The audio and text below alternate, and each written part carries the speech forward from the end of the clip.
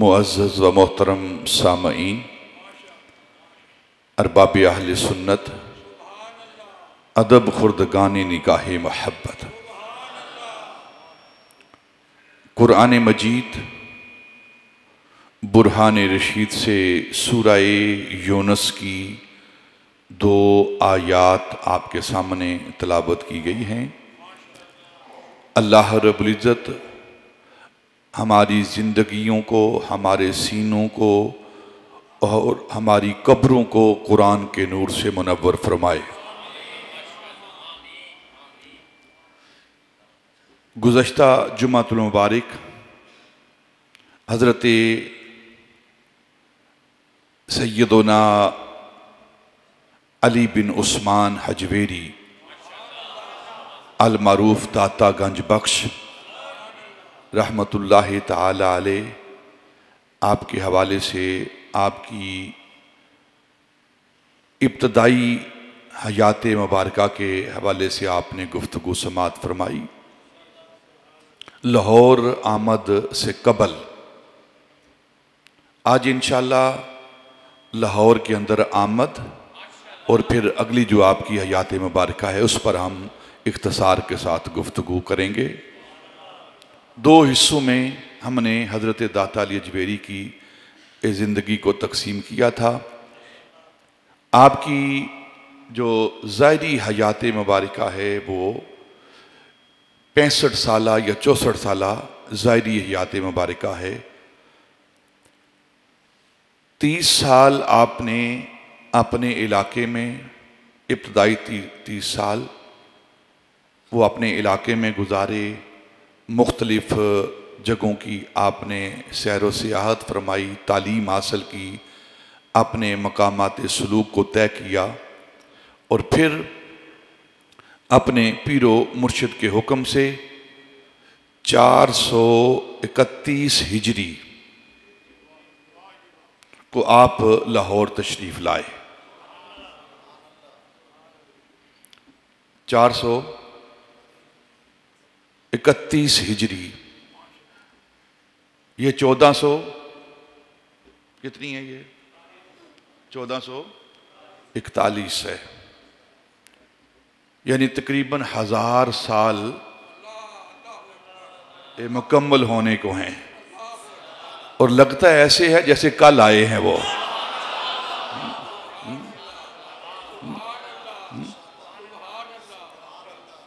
आज भी मोमिन उनका आना जो है वो महसूस कर रहे हैं और उनके फ़यज़ व बरक़ात मोमिन महसूस कर रहे हैं। हज़रत इमाम रब्बानी रज़ी अल्लाह ताला अन्हु फरमाते हैं, ये जो औलिया अल्लाह जिनका हम जिक्र करते हैं, जिनके साथ अपनी निस्बतों को जोड़ते हैं, हम अल्लाह के वलियों के साथ जो अपनी निस्बतों को जोड़ते हैं, इनके साथ मोहब्बत करते हैं, इसके बारे में हज़रत इमाम रब्बानी क्या फरमाते हैं। एक आपका मकतूब, उसका थोड़ा सा हिस्सा आप समात कर लें। आप फरमाते हैं कि सारे जहान की जुल्मतें, अंधेरे, वो जमा करके अगर इंसान के दिल में डाल दिए जाएं और उस दिल के अंदर एक कोने में, बाकी सारा दिल जो है वो जुल्मतों से भरा हुआ है, अंधेरों से भरा हुआ है, काला स्याह हो चुका है, जुल्मत की वजह से, अंधेरे की वजह से, गुनाह की वजह से, और उसके एक कोने में अल्लाह के वलियों की मोहब्बत है। अल्लाह के वलियों की मोहब्बत है, एक कोने में थोड़ी सी अल्लाह के वलियों की मोहब्बत है। तो हज़रत इमाम रब्बानी फरमाते हैं, इंसान को फिक्र नहीं करनी चाहिए, एक वक्त आएगा कि औलिया की मोहब्बत उस सारी जुल्मतों को मिटा देगी, सारी जुल्मत को मिटा देगी। वो औलिया की मोहब्बत का नूर सारी जुल्मतों को, अंधेरा जितना मर्जी हो ना कमरे के अंदर, पूरा कमरा अंधेरे से भरा हुआ है, पूरा कमरा अंधेरे से بھرا ہوا ہے. جتنا مرضی اندھیرا ہو، ایک چھوٹی سی لائٹ دنیا کی، ایک چھوٹی سی دیے کی لائٹ وہ سارے اندھیرے کافور کر دیتی ہے. جب دنیا کی چھوٹی سی روشنی وہ سارے اندھیروں کو کافور کر دیتی ہے، تو جو اللہ کے ولی ہیں ان کی محبت کا نور وہ اندھیروں کو دور کیوں نہیں کرے گا؟ اور اللہ کی بارگاہ سے دعا کیا کرو، اللہ ان اولیاء کی محبت ہمارے سینوں کے اندر قائم رکھے. اور اس کے برعکس آپ کیا فرماتے ہیں کہ سارے جہان کی روشنیاں اگر انسان کے سینے کے اندر ہیں، سارے جہان کی روشنیاں، نور سارے جہان کے اگر انسان کے سینے کے اندر ہیں، لیکن اس سینے کے اندر جو دل ہے، اس دل کے اندر ایک ذرہ برابر بھی اولیاء اللہ کا بغض ہے، اولیاء اللہ کا بغض ہے، تو اسے فکر کرنی چاہیے اس کا خاتمہ ایمان کے ساتھ نہیں ہوگا. اسے فکر کرنی چاہیے. یہ حضرت امام ربانی رضی اللہ تعالیٰ عنہ جن کا عرس پاک انشاءاللہ ہم آئندہ جمعۃ المبارک منائیں گے.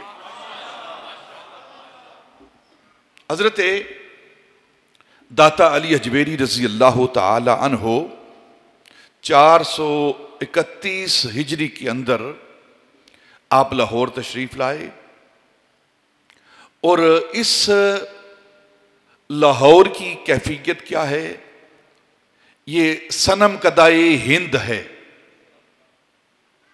صنم کدائے ہند. اس صنم کدائے ہند میں توحید کی چراغ جلانے والے وہ داتا علی اجویری ہیں. توحید کی روشنی لے کر جہاں شرک تھا، بتوں کی پوجا کی جا رہی تھی، بت پرستی ہو رہی تھی، بتوں کو الہ اور معبود مانا جا رہا تھا، خدا مانا جا رہا تھا، ایسے علاقے کے اندر جو توحید کی شمع لے کر آئے ہیں انہیں داتا علی اجویری کہا جاتا ہے، انہیں داتا علی اجویری کہا جاتا ہے. وہ توحید کی شمع لے کر، توحید کی روشنی لے کر بر صغیر پاک و ہند کے اندر، اس لاہور کے اندر، اس علاقے کے اندر آپ تشریف لائے. اور لاہور کے بارے میں اس کی سیاسی بیک گراؤنڈ کیا تھی اس وقت، حالات کیا تھے، اس طرف ہم نہیں جاتے، نہ ضرورت ہے ہمیں، وہ آپ کتابوں میں پڑھیں جا کے. ہم صرف داتا پاک کا ذکر کریں گے آج. آپ کے آنے سے قبل یہ لاہور، اسے مندروں کا شہر کہتے تھے، ہر طرف مندر ہی مندر تھے، اسے مندروں کا شہر کہتے تھے. اور حضرت امام ربانی فرماتے ہیں داتا علی اجویری کے آنے کے بعد اب یہ شہر مندروں کا شہر نہیں رہا، یہ بلکہ کتبوں کا شہر بن گیا ہے، کتبوں کا شہر بن گیا ہے. نہ صرف کتبوں کا شہر بنا ہے بلکہ یہ لاہور شہروں کا کتب بن گیا ہے، شہروں کا کتب بن گیا ہے. یہ وہ لاہور ہے جہاں بت پرستی ہوتی تھی، بتوں کی پوجا کی جاتی تھی، ہر طرف شرک کی بدبو تھی. اور اگر کوئی توحید کی شمع لے کر، توحید کا نور لے کر وہ اس بر صغیر پاک و ہند کے اندر جو ہستی آئی ہے، وہ داتا علی اجویری رضی اللہ تعالی عنہ کی ذات و برکات. اور قبلہ عالم کا ایک جملہ میں یہاں دہرا دیتا ہوں. آپ فرماتے ہیں 3 ہستیاں ہیں بر صغیر پاک و ہند کے اندر جو تشریف لائی ہیں، ایک اسلام لانے والے، ایک اسلام پھیلانے والے، اور ایک اسلام بچانے والے. اسلام لانے والے داتا علی اجویری ہیں، اور اپنی نگاہ سے 90 لاکھ لوگوں کو کلمہ پڑھانے والے خواجہ اجمیری ہیں، اور اس اسلام کو بچانے والے وہ حضرت امام ربانی رضی اللہ تعالیٰ عنہ. یہ بر صغیر پاک و ہند کے اندر آپ تشریف لائے. یہ بتوں کا شہر تھا. آپ چند دن آپ نے یہاں گزارے، شہر کے حالات کا جائزہ لیا، ماحول کا جائزہ لیا، اور پھر ایک بات ذہن کے اندر رکھیں، آج کے دور میں کہیں جانا آسان ہے، اس دور میں کہیں جانا انتہائی مشکل۔ غزنی سے سفر کر کے لاہور کے اندر آنا، اور پھر تنہا، کوئی فوج ساتھ نہیں، کوئی مریدوں کا جمکٹا ساتھ نہیں ہے، کوئی ٹرالیاں ساتھ نہیں ہیں، شاہزور ساتھ نہیں ہے سامان کے، جس طرح کہ آج کے پیر جاتے ہیں، شاہزور ساتھ ہیں سامان اکٹھا کرنے کے لیے، نہ اکیلے تنہا۔ حضرت داتا علی اجویری آپ سفر کی صعوبتیں برداشت کرتے ہوئے، بھوک اور پیاس کو برداشت کرتے ہوئے، اپنے شیخ کے حکم کے ساتھ، شیخ ہو تو ابو الفضل ختلی جیسا، مرید ہو تو داتا علی اجویری جیسا، تب جا کر کام چلتا ہے۔ آج کل تو جو مرید ہے وہ شرطیں لگاتا ہے، میں تب مرید ہوں گا، یہ جی میری بات آپ پوری کریں گے تب۔ مرید کا کام ہے ماننا، مرید لا یرید، لیکن حالات تبدیل ہو چکے ہیں، معاملے تبدیل ہو چکے ہیں، سارا الا ماشاءاللہ، لیکن اکثریت کاروبار ہے، یہ سارا اکثریت کاروبار ہے۔ اللہ کے نیک بندے موجود ہیں، نیک بندے موجود ہیں جن کی وجہ سے یہ سارا نظام چل رہا ہے، ورنہ اکثریت جو ہے آپ دیکھتے ہیں کہ آج کے موجودہ دور کے علماء کا کیا معاملہ ہے، عمراء کا کیا معاملہ ہے، اور پیروں کا کیا معاملہ ہے، ان کا نظریہ کیا ہے زندگی گزارنے کا۔ اللہ تعالی ہمیں نیکی کی توفیق عطا فرمائے، اور ہمارے باطن کو اللہ تعالی صفا عطا فرمائے۔ آپ حضرت داتا علی اجویری جب تشریف لائے نا، چند دن گزارے، تو ایک دن آپ باہر نکلے اپنے اس حجرے سے، اپنی اس کٹیا سے، جو کہ یہ چھپر بنا ہوا تھا کانوں کا، اس کے اندر آپ نے اپنا قیام کیا آ کر۔ اس سے باہر نکلے، چلو شہر کا راؤنڈ لگاتے ہیں، چکر لگاتے ہیں، دیکھتے ہیں لوگ کیا کر رہے ہیں۔ آپ چلتے چلتے چلتے ایک مندر کے اندر داخل ہو گئے، شہری مندروں کا تھا۔ تو میں نے کہا دیکھتے ہیں کہ یہ لوگ کس طرح یہ اپنے بتوں کی پوجا کرتے ہیں، کیا معاملہ ہے ان کا۔ تو آپ مندر کے اندر داخل ہوئے، وہاں ہندو اپنے بتوں کے آگے جھکے ہوئے عبادت کر رہے ہیں، کوئی چیز لے کر آ رہا ہے، کوئی چیز لے کر آ رہا ہے۔ جیسے آج بھی آپ دیکھتے ہیں کہ لاکھوں ٹنوں من دودھ جو ہے وہ ایک پتھر پر پھینک دیا جاتا ہے، کسی غریب کے حصے میں نہیں آتا، وہ بتوں کے اوپر ڈال دیا جاتا ہے اور وہ نالیوں کے اندر بہہ جاتا ہے، کسی غریب کو دودھ نہیں ملتا۔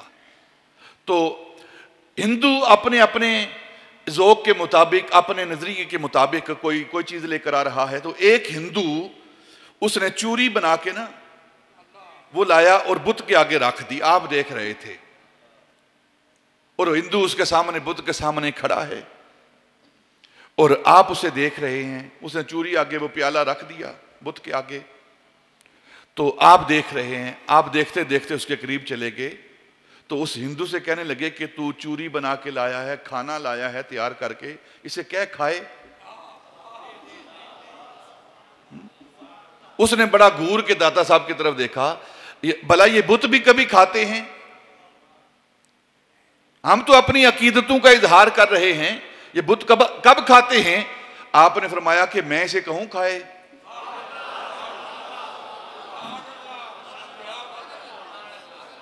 اس نے کہا آپ ہمارے خدا کی توہین کر رہے ہیں، بھلا بت کبھی کھاتے ہیں؟ ہمارے خدا کھاتے نہیں ہیں۔ آپ نے فرمایا بت کھا۔ بت نیچے ہوا اور وہ چوری کھانے لگا۔ ایک کھلبلی مچی نا اس کے اندر، یہ کیا ہوا ہے؟ اس نے کہا ٹھہرو، میں اپنے عزیزوں کو، اپنے رشتہ داروں کو بلا کے لاتا ہوں اور ہندوؤں کو بلا کے لاتا ہوں، یہ ہمارے ساتھ کیا ہو گیا ہے؟ آپ نے فرمایا میں تو یہی چاہتا تھا نا کہ تو سب کو لے کر آئے۔ سارے ہندوؤں کو اس نے اکٹھا کیا اور وہ سارے جب اکٹھے ہو گئے نا، اس کے رشتہ دار ہندو سارے اکٹھے ہو گئے، تو آپ نے پھر سارے ہندوؤں کے سامنے فرمایا بت کھاتا کیوں نہیں؟ کھانی یہ چوری تیرے لیے آئی ہے۔ تو وہ سب کے سامنے کھانے لگا، تو سب نے جب دیکھا کہ یہ اللہ کا بندہ ہے اور اس کے کہنے پر ہمارا بت کھانے لگا ہے، تو آپ نے فرمایا یہ بت جھوٹے ہیں، یہ معبود نہیں، یہ عبادت کے لائق نہیں، عبادت کے لائق فقط ایک اللہ کی ذات ہے۔ بس آپ کے کہنے پر وہ سارے کے سارے مسلمان ہو گئے۔ اسلام پھیل رہا ہے یہاں بر صغیر پاک و ہند کے اندر، کس انداز میں پھیل رہا ہے؟ جب وہ سارے مسلمان ہو گئے، اب معاملہ آگے بڑھتا رہا، تو اب داتا علی اجویری رضی اللہ تعالیٰ عنہ نے محسوس کیا کہ یہ لوگ جو اسلام میں داخل ہوئے ہیں، ان کو تعلیم کی ضرورت ہے، قرآن پڑھانے کی ضرورت ہے، اسلام سکھانے کی ضرورت ہے، شریعت کی تعلیم دینے کی ضرورت ہے، ان کو نماز کی ضرورت ہے۔ تو آپ نے ایک مسجد کی بنیاد رکھی، ایک مسجد کی بنیاد رکھی حضرت داتا علی اجویری نے۔ جب بنیاد رکھی گئی تو کچھ لوگوں نے اعتراض کیا کہ آپ نے بنیاد رکھی ہے لیکن جو کعبے کی سمت ہے نا، قبلے کی سمت، وہ درست نہیں ہے آپ کی سمت ٹیڑھی ہے، کعبہ سیدھا ہے اور آپ قبلہ جو ہے وہ اس کو سمت ٹھیک نہیں کر رہے۔ کچھ لوگوں نے آ کر آپ کو کہا، تو آپ نے فرمایا کہ مسجد کو بننے دو، جب بن جائے گی تو پھر اس پر بات کریں گے۔ انہوں نے کہا کہ جب بن جائے گی تو پھر کیا فائدہ، پھر گرائیں گے ہم، اس سمت کو پہلے درست کرنا چاہیے۔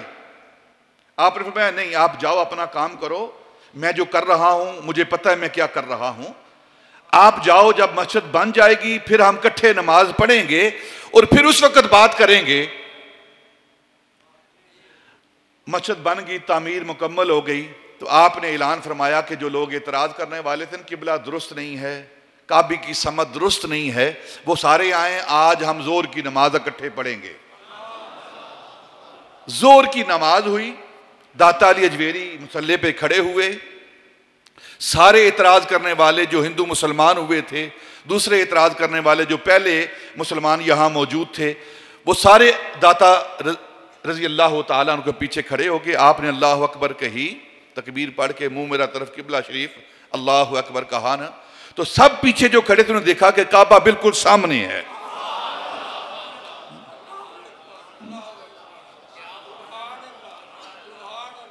جب نماز مکمل ہوئی نا تو آپ نے فرمایا بتاؤ کیا بات ہے؟ فرمایا جس طرف آپ نے رخ کیا ہے، جس طرف آپ نے مصلی بچھایا ہے، ہم نے اپنی آنکھوں سے دیکھا ہے قبلہ بالکل سامنے تھا۔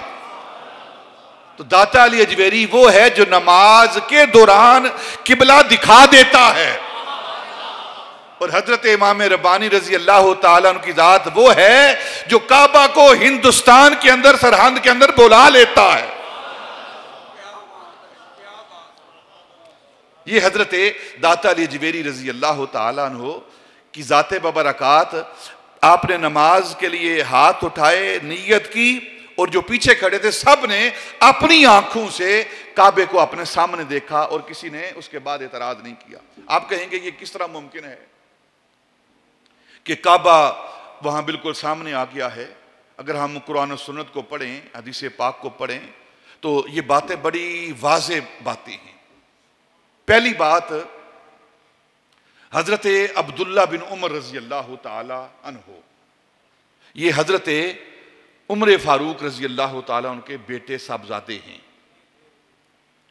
آپ ایک دن کعبے کا طواف کر رہے تھے، طواف کرتے کرتے لوگ بھی طواف کر رہے ہیں، تو آپ کعبے کا طواف کرتے کرتے اس کی خوشبو کو سونگھ رہے ہیں، کعبے کی عظمت کو دیکھ رہے ہیں، اس کی بلندی کو دیکھ رہے ہیں۔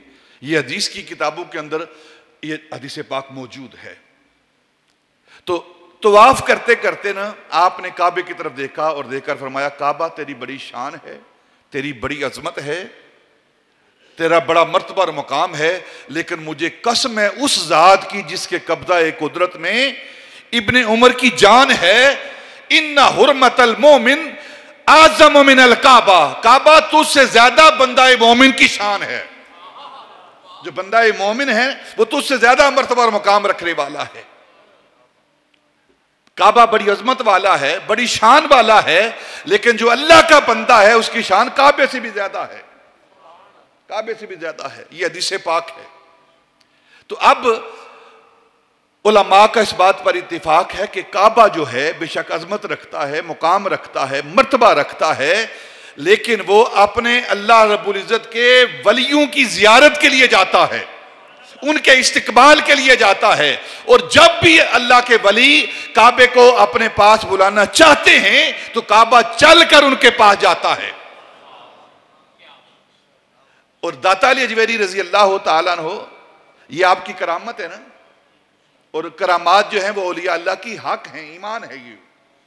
तो आपने उन लोगों की अकीदे को दुरुस्त करने के लिए, उनके किबले को दुरुस्त करने के लिए, उनके ईमान को पुख्ता करने के लिए करामत का ज़हूर हुआ, और अल्लाह रब्बुल इज़्ज़त ने उनके हाथों से इस करामत का ज़हूर कराया और काबा बिल्कुल लाकर उनके सामने खड़ा कर दिया।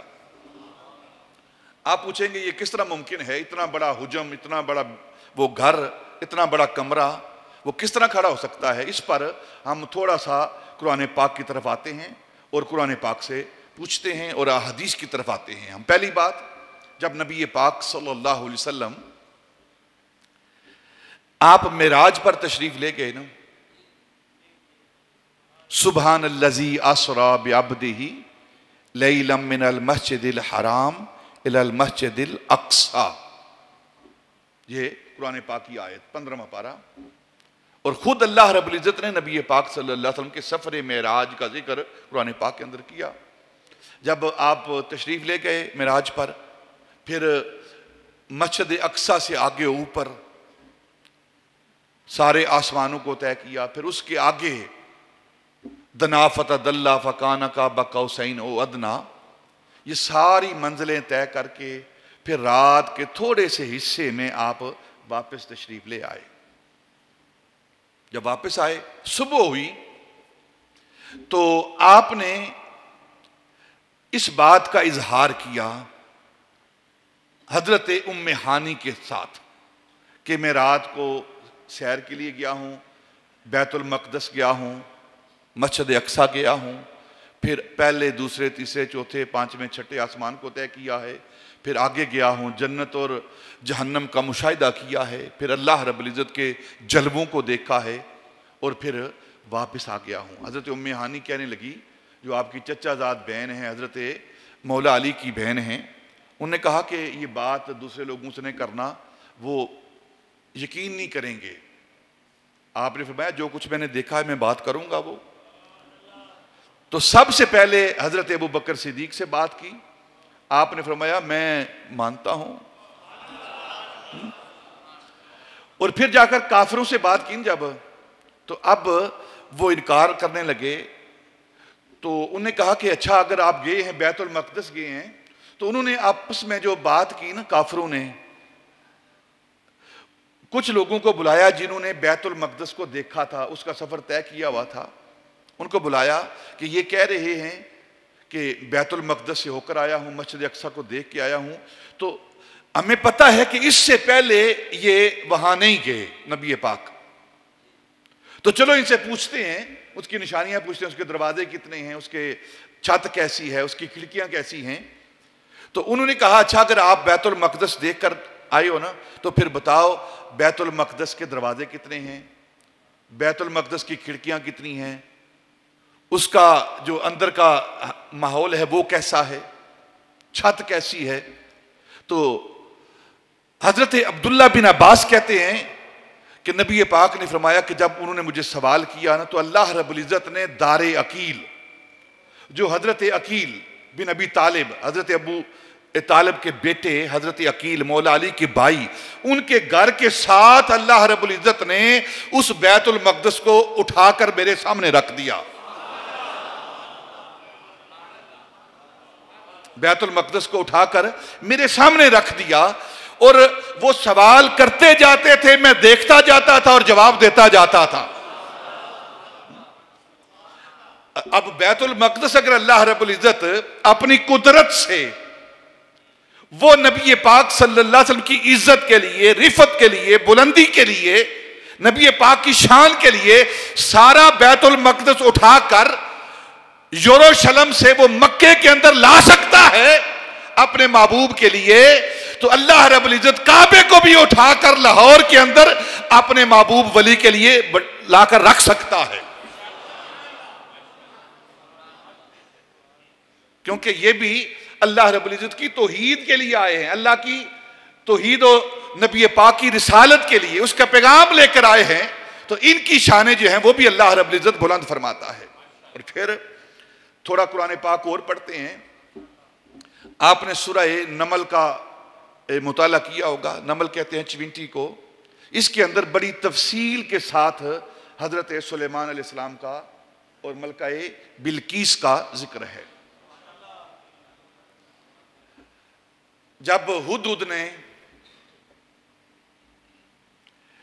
تھوڑی غیر حاضری کی حضرت سلیمان علیہ السلام کی مجلس سے نا، تو آپ نے فرمایا کہ ہدہد کہاں ہے؟ ایک پرندہ تھا. تو وہ غائب جب پایا تو پوچھا کہاں ہے وہ؟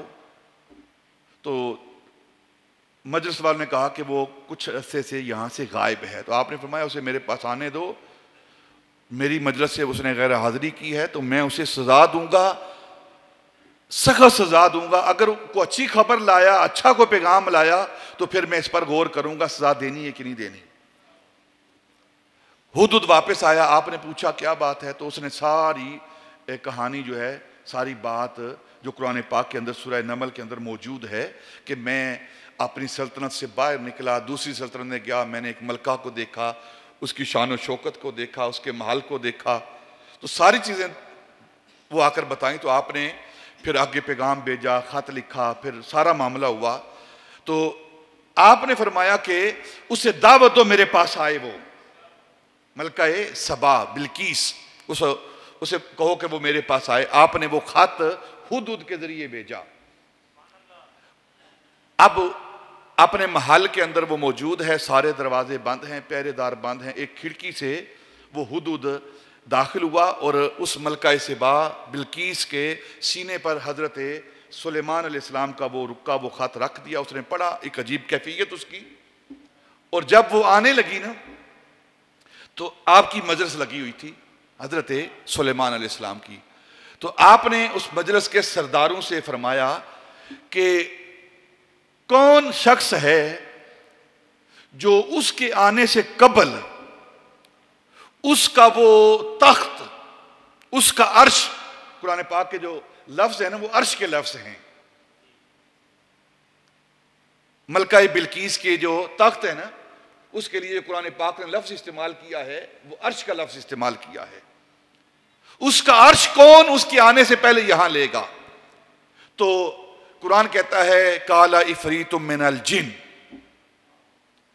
ایک بہت بڑے جن جو آپ کی مجلس میں بیٹھا ہوا تھا، کیونکہ آپ کی حکومت جنوں پر بھی، ہواؤں پر بھی، پرندوں پر بھی، جانوروں پر بھی، انسانوں پر بھی آپ کی حکومت چلتی تھی. آپ جانوروں کی بولیاں سمجھتے تھے. جانور آ کر، پرندے آ کر آپ کی بارگاہ میں اپنی اپنی شکایات پیش کرتے تھے. تو جن نے کہا کہ میں وہ تخت آپ کے پاس لے آتا ہوں آپ کی مجلس برخاست ہونے سے پہلے، قبل ان تقوم من مقامک، قبل اس سے کہ آپ اپنی مجلس کو برخاست کریں. اور تفاسیر والے کہتے ہیں کہ آپ کی مجلس لگتی تھی ہر روز وہ 4 گھنٹے کی مجلس ہوتی تھی آپ کی. آپ بیٹھتے تھے 4 گھنٹے مجلس لاتے تھے اور لوگ آ کر اپنی شکایات بیان کرتے، اپنے مسائل کو بیان کرتے، اپنی تکالیف کو بیان کرتے. تو آپ وہ 4 گھنٹے روزانہ اپنی مجلس کو لگاتے. تو جن نے کہا قال عفریت من الجن، جنوں میں سے ایک بڑے جن نے کہا کہ میں آپ کی مجلس برخاست ہونے سے پہلے وہ ملکہ بلقیس کا جو تخت ہے وہ آپ کے سامنے لا کر رکھ دیتا ہوں. آپ نے فرمایا نہیں، یہ بہت زیادہ وقت ہے، اس سے بھی قبل چاہیے. اور اس کی حیت کیا ہے؟ علماء نے لکھا ہے کہ 80 گز وہ لمبا ہے، 80 گز لمبا، 40 گز چوڑا، ہیرے جواہرات کا بنا ہوا، سونے چاندی کا وہ تیار شدہ، وہ ملکہ بلقیس کا وہ تخت، وہ عرش۔ تو آپ نے فرمایا نہیں، یہ نہیں، یہ بہت زیادہ عرصہ ہے، اس سے قبل میں چاہتا ہوں۔ تو پھر ایک شخص کھڑا ہوا جس کے پاس ایک کتاب کا علم تھا، کتاب کا علم تھا، وہ شخص کھڑا ہوا، اس نے کہا کہ قبل اس سے کہ آپ اپنی آنکھ کو جھپکیں اور پھر کھولیں، میں اس تخت کو آپ کے سامنے لا کر رکھ دیتا ہوں۔ قال الذین عندہ من علم الکتاب، جس کے پاس کتاب کا علم تھا، انا آتی کبھی قبل ان یرتد طرفک الیک طرفک، قبل اس سے کہ آپ اپنی آنکھ کو جھپک کر کھولیں، میں وہ تخت آپ کے سامنے لا کر رکھ دیتا ہوں۔ تو قرآن کہتا ہے اس نے یہ بات کی، اس کے بعد کیا ہوا؟ جب حضرت سلیمان علیہ السلام نے آنکھ کھولی تو کیا دیکھتے ہیں کہ وہ تخت آپ کے سامنے پڑا ہوا ہے۔ یہ سورہ نمل کو نکالیں، اس پورے مقام کو پڑھیں آپ۔ اب کتنی دور ہے وہ، اس کی اپنی سلطنت ہے، اور اس سلطنت سے اس تخت کو اٹھا کر ایک شخص، جن نہیں ہے، جن نہیں ہے، ایک شخص ہے جس کے پاس کتاب میں سے کچھ علم ہے، من الکتاب، علم من الکتاب، کتاب میں سے علم ہے، جس کے پاس کتاب میں سے تھوڑا سا علم ہو، اس کی طاقت یہ ہے کہ آنکھ جھپکنے سے پہلے اتنا بڑا تخت لے آتا ہے، اور جس کے پاس سارے قرآن کا علم ہو،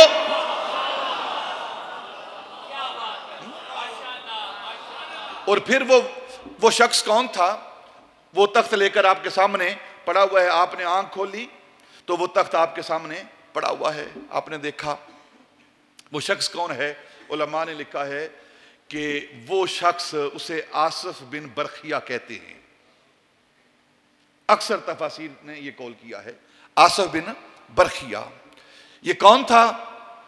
ایک روایت یہ ہے کہ وہ آپ کا بھتیجا، حضرت سلیمان علیہ السلام کا بھتیجا تھا، اور دوسری روایت یہ ہے کہ وہ آپ کا کاتب تھا، کاتب لکھنے والا، یعنی جو بھی احکام اللہ کی طرف سے آتے وہ لکھا کرتے تھے حضرت آصف بن برخیہ۔ یہاں ایک بات آپ کے عقیدے کے لیے دیتا ہوں، اگر سلیمان علیہ السلام کا کاتب یہ مرتبہ رکھتا ہے،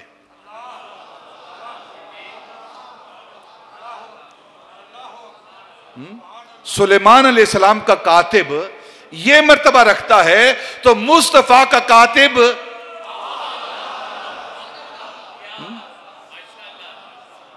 ان کا مرتبہ اور مقام کیا ہوگا؟ وہ آصف بن برخیہ، اور آپ کی جو حضرت سلیمان علیہ السلام کی امت ہے، اس امت کا ولی ہے وہ۔ جب سلیمان علیہ السلام کی امت کا ولی، اس کا یہ مرتبہ اور مقام ہے، تو نبی پاک کے امتی کے ولیوں کا کیا مرتبہ اور مقام ہوگا؟ اب آپ سوچیں وہ کس طرح آیا ہے۔ علماء نے لکھا ہے کہ اللہ رب العزت نے حضرت ابو طالب مکی قوت القلوب کے اندر لکھتے ہیں کہ اللہ رب العزت اپنے محبوبوں کو، اپنے ولیوں کو، اپنے محبوب دوستوں کو کن کا اختیار دیتا ہے۔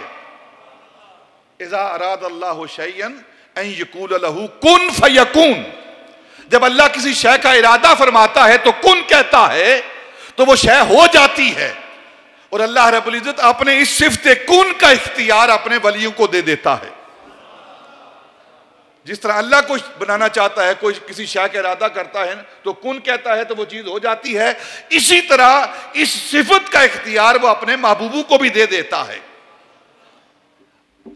محبوبوں کو بھی دے دیتا ہے۔ تو اب आसो बिन बरखिया जो हजरत सुलेमान अलैहिस्सलाम का वली है, उनकी उम्मत का वली है, उसकी ये ताकत है कि अगर वो कुन कहे, क्योंकि अगर वो वहां से लाया है तो ना किसी ने लाते हुए देखा है, इतना बड़ा तख्त जो आ रहा है, इतना बड़ा अर्श जो आ रहा है, अगर जमीन के ऊपर से आ रहा हो तो लोगों ने देखा हो, किसी ने देखा नहीं है। अगर जमीन के अंदर से आ रहा हो तो फिर जमीन फटी हुई नजर आनी चाहिए। तो फिर किस अंदाज में आया है? उलमा ने लिखा है कि हजरत आसिफ बिन बरकिया ने कहा कुन, तो वो तख्त जो वहां था वहां से मादूम हो गया और हजरत सुलेमान अलैहिस्सलाम के सामने मौजूद हो गया, मौजूद हो गया। सिर्फ कुन के कहने की वजह से वो वहां मौजूद हो गया। और ये कुन अल्लाह रब्बुल इज्जत अपने वलियों को, अपने महबूबों को इसकी ताकत अता फरमाता है। आप नबी पाक सल्लल्लाहु अलैहि वसल्लम की जिंदगी का मुताला करें। एक वाकया है कि मुस्लिम शरीफ की हदीस पाक है, एक दिन एक शख्स, नबी पाक एक रेगिस्तान के अंदर बैठे हुए हैं, सहाबा साथ हैं, तो एक शख्स दूर से आ रहा है, हर तरफ रेत उड़ रही है, गुबार उठा हुआ है। तो अरब के अंदर जो गुबार उठता है आप जानते हैं उसकी कैफियत क्या होती है, बंदा पहचाना नहीं जाता। तो दूर से एक शख्स आ रहा है, उसके आने की जो लिबास की सफेदी है ये जो है वो नजर आ रही है, लेकिन पता नहीं, पहचाना नहीं जा रहा कौन है। तो नबी पाक सल्लल्लाहु अलैहि वसल्लम ने उसकी तरफ देख कर ना फरमाया कुन अबा खुजैमा, यानी जो आ रहा है ना ये अबू खुजैमा है, तो अबू खुजैमा हो जा। और जब वो शख्स पास आया तो वो हजरत अबी खुजैमा थे, वो अबू खुजैमा थे। फिर दूसरी हदीस पाक, नबी पाक सल्लल्लाहु अलैहि वसल्लम, गज़वा तबूक है, एक सहाबी बड़े जोर के साथ, बड़े शौक के साथ, बड़ी फुर्ती के साथ तलवार चला रहे हैं, काफिरों को कत्ल कर रहे हैं गज़वा तबूक के वक्त। तो नबी पाक ने देखा तो फरमाया कुन अबा ज़र, ये अबू ज़र है, अबू ज़र हो जाए ये। तो क्या देखते हैं सारे सहाबा के जिसके बारे में नबी पाक ने फरमाया कुन अबा ज़र, तो अबू ज़र हो गया। यानी अल्लाह रब्बुल इज्जत अपने वलियों को, अपने महबूबों को, महबूब के महबूबों को, महबूब के वलियों को, महबूब के उम्मतियों को ये ताकत अता फरमाता है कि जो उनकी जबान से निकलता है अल्लाह वो कर देता है। एक और हदीस पाक है, हजरत अब्दुर्रहमान बिन अबी बकर रजी अल्लाह तआला अन्हु मुस्तदरक की बैकी की हदीस पाक है। आप फरमाते हैं कि नबी पाक की मजलिस लगी हुई है और आप गुफ्तगू फरमा रहे हैं नबी पाक, एक बदबख्त वो भी बैठ गया और नबी पाक गुफ्तगू करते हैं तो वो आपकी नकलें उतारता है, आपके अल्फाज की, अपने आपका जो चेहरा मुबारक है, मुंह मुबारक है, उसकी नकलें उतारता है। तो आपने उसकी तरफ देखा तो आप फरमाया कुन कज़ालिक, जो तू कर रहा है इसी तरह हो जा। और क्योंकि टेढ़ा मुंह करके वो नकल उतार रहा था ना, जो ही आपने फरमाया उसी वक्त उसका मुंह टेढ़ा हो गया और मरते दम तक उसका मुंह टेढ़ा रहा। ये अल्लाह रब्बुल इज्जत ने अपने महबूबों को, अपने वलियों को ये ताकत अता की है कि जो वो कहते हैं वो हो जाता है, जो वो कहते हैं वो हो जाता है, ये ताकत अता की है। तो अब मलका बिल्कीस का वो तख्त हजरत सुलेमान अलैहिस्सलाम के कहने पर आपके उम्मत का वली आसिफ बिन बरखिया कबल इससे कि हजरत सुलेमान अलैहिस्सलाम अपनी आंख को झपक कर खोलें और वो तख्त लाकर आपके सामने रख देता है। ये अल्लाह रब्बुल इज्जत ने अपने वलियों को, अपने महबूबों को ये ताकत अता की है। दाता अली अजमेरी रजी अल्लाह ताला के बारे में, और फिर एक बात ज़हन के अंदर रखें, जो औलिया अल्लाह हैं, अल्लाह के वली हैं, उनकी ज़ाहिरी ज़िंदगियाँ जो हम देखते हैं ये तो हमारे सामने उनका वसाल हो जाता है, लेकिन वसाल के बाद उनकी ज़िंदगी ख़त्म नहीं होती, वो दायमी ज़िंदगी का आगाज़ हो जाता है। जब जिस तरह उनकी वलायत ख़त्म नहीं होती इसी तरह उनकी ज़िंदगी ख़त्म नहीं होती। जब ज़िंदगी ख़त्म नहीं होती तो वलायत ख़त्म नहीं होती, जब वलायत ख़त्म नहीं होती तो उनकी करामात भी ख़त्म नहीं होती। मरने के बाद भी, ज़मीन के अंदर जाने के बाद भी करामात का इजहार रहता है। اس بارے میں ایک بات کرتا ہوں داتا علی اجویری رضی اللہ تعالیٰ عنہ کی. آپ اللہ میں سب کو ان کی بارگاہ میں لے کر جائے, آپ ان کے روزے کی زیارت کریں, ان کی قبر کی زیارت کریں. پھر نیچے ایک ٹبے کے اوپر آپ کی قبر ہے. اس وقت جب آپ تشریف لائے تھے, آج بھی دیکھیں گے وہ بلند ہے. نیچے جائیں گے تو تہ خانہ بنا ہوا ہے. نیچے کچھ قبریں ہیں, نیچے کچھ قبریں ہیں جن میں ایک قبر فاروق احمد کی ہے. یہ فاروق احمد کون ہے؟ یہ انگلینڈ کا گورا تھا. وہ مسلمان ہوا اور پھر وہ پاکستان آیا. اس کے علاوہ اور بھی بہت ساری وہاں قبریں ہیں. وہ جن لوگوں کے ہاتھوں مسلمان ہوا, مسلمان تو انہیں کر لیا, لیکن اب پورا علم نہیں ہے قرآن پاک کا, عقیدہ درست نہیں ہے, مسلمانی کا دعویٰ تو کر لیا, پورا تو کر لیا. تو اس نے کہا کہ میں نے آپ کے قرآن کا مطالعہ کیا ہے, سنا ہے کہ سلیمان علیہ السلام کے لیے بلقیس کا تخت آیا تھا. وہ کس طرح آیا تھا؟ وہ بار بار ان علماء سے سوال کرتا تو جواب کوئی نہیں. اب کیا کہیں, کس طرح آیا ہے؟ اس نے کہا کہ مجھے اس کا جواب چاہیے. میرے شکوک و شبہات ہیں یہ کہ وہ تخت کس طرح, اتنا بڑا تخت وہ سلیمان علیہ السلام کے سامنے تمہارا قرآن بیان کر رہا ہے, کس طرح آیا ہے؟ مجھے یہ بتایا جائے, میرا یہ شک رفع کیا جائے. تو کہتے ہیں کہ وہ پھرتا پھراتا ان لوگوں کے ساتھ ایک دن لاہور کے اندر آ گیا. تو داتا صاحب کے سامنے سے گزر رہا تھا تو دیکھا لوگوں کا ہجوم ہے. اس نے کہا رکو یہاں رکو, میں دیکھوں یہ ہجوم کیوں ہے, رش ہی رش ہے, یہ ہجوم کیا ہے؟ تو انہوں نے کہا کہ یہاں جانے کی ضرورت نہیں ہے, یہاں شرک ہوتا ہے. کہنے لگا میں نے بھی بتوں کو دیکھا ہے, شرک ہوتے دیکھا ہے, لیکن یہاں تو معاملہ جدا ہے,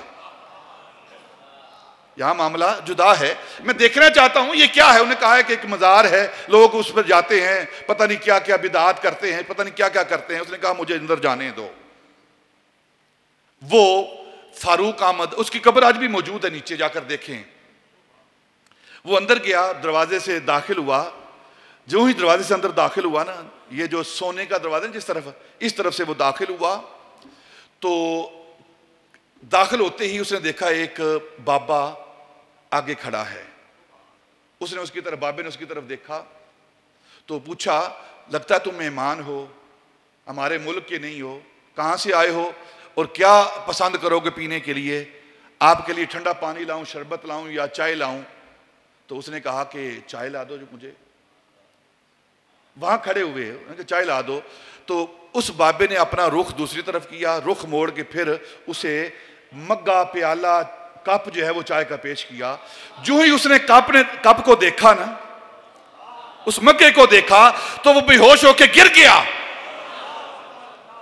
ہوش آئی تو بابا غائب تھا, کپ اس کے پاس پڑا ہوا تھا. اس نے بولا کہ کیا معاملہ ہے؟ لوگوں نے کہا کیا معاملہ ہے؟ کہنے لگا میرا مسئلہ حل ہو گیا ہے, میرا مسئلہ حل ہو گیا ہے. فرمایا کس طرح حل ہوا ہے؟ کہنے لگا یہ جو بابا کپ دے کر گیا ہے یہ وہ کپ ہے جو انگلینڈ کے اندر میں اپنے گھر کے اندر جس کے اندر چائے پیتا تھا, یہ تو وہاں پڑا ہوا تھا. اگر انگلینڈ سے میرا کپ وہ ایک لمحے میں لا سکتا ہے تو بلقیس کا تخت بھی وہ ایک لمحے میں وہاں آ سکتا ہے. اگر وہ کپ جو میرے گھر کے اندر پڑا ہوا ہے انگلینڈ کے اندر جس کے اندر میں چائے پیتا تھا اور میں اپنے گھر کے اندر چھوڑ کے آیا تھا, ساتھ نہیں لے کر آیا, اگر ایک لمحے میں, ایک چشمے زدن میں وہ مٹی کا پیالہ اگر آ سکتا ہے تو پھر تخت بلقیس کیوں نہیں آ سکتا؟ پھر مسجد اقصی کیوں نہیں آ سکتی؟ پھر کعبہ کیوں نہیں آ سکتا؟ آج بھی ان اولیاء کی کرامتیں زندہ ہیں. وہ داتا علی اجویری رضی اللہ تعالی, مسجد بن گئی, نمازی شروع ہو گئی, اب درس ہوتا ہے, کبھی قرآن کا درس ہے, کبھی فقہ کا درس ہے, کبھی حدیث پاک کا درس ہے, اور کبھی نگاہ سے لوگوں کے قلوب کو تبدیل کیا جا رہا. پھر دین پھیلتا رہا, پھیلتا رہا, پھیلتا رہا. آج جو بر صغیر پاک و ہند کے اندر مسلمان ہیں یہ داتا علی اجویری کی خیرات ہے, ان کے صدقے میں ہم, ورنہ 2 4 5 6 پشتے پیچھے چلے جائیں، یا کوئی ہندو کی اولاد ہوگا یا کوئی سکھ کی اولاد ہوگا. یہ اللہ رب العزت کی معرفت دینے والے، اللہ کی پہچان کرانے والے، توحید کی پہچان کرانے والے، یہ اولیاء اللہ بزرگان دین ہیں، جن کی ہم مخالفت کرتے ہیں، جن کے آستانوں سے ہم روکتے ہیں. اس کرۂ ارض پر اللہ رب العزت کی رحمت کے اگر نشان دیکھنے ہوں نا، اللہ رب العزت کی رحمت کے نشان کہاں ہیں، اللہ کی رحمت کہاں نازل ہوتی ہے زمین پر، تو وہ اولیاء اللہ کے آستانے ہیں، ان کی قبور ہیں، ان کے آستانے ہیں اگر اللہ رب العزت کی رحمت کو آپ نے دیکھنا ہو. اسی لیے حکم دیا گیا ہے کہ نیک لوگوں کے پاس بیٹھو، بزرگوں کے پاس بیٹھو، اللہ والوں کے پاس بیٹھو. کیوں بیٹھو ان کے پاس؟ کیونکہ ان پر اللہ رب العزت کی رحمت نازل ہوتی ہے. اور جب آپ پاس بیٹھو گے تو پھر آپ جب پاس بیٹھو گے، رحمت تو ان کے لیے نازل ہو رہی ہے، لیکن اللہ رب العزت کی یہ شان نہیں کہ ان پر رحمت نازل کرے اور ساتھ بیٹھے والے کو محروم کر دے. یہی وجہ ہے حدیث پاک میں آتا ہے کہ لا یشکا بہم جلیسہم، کہ ان اولیاء کی بارگاہ میں بیٹھنے والا کبھی بدبخت نہیں رہتا، بدبخت نہیں رہتا. پھر آپ نے وہ عقدے حل کیے ہیں.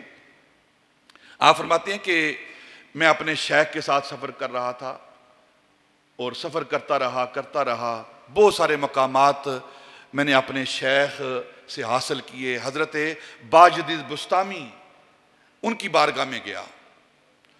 یہ ساری چیزیں آپ نے اپنے کشف المحجوب کے اندر آپ نے بیان کی. حضرت خواجہ نظام الدین اولیاء محبوب الہی 8ویں صدی کے مجدد ہیں. آپ فرماتے ہیں اگر کوئی بندہ مرشد کی تلاش میں ہو اور وہ مرشد کامل کو ملنا چاہے، اس تلاش میں وہ وقت اپنا صرف کر رہا ہے، تو اسے چاہیے کہ اس تلاش کو جاری رکھے اور ساتھ ساتھ وہ کشف المحجوب کا مطالعہ کرتا رہے.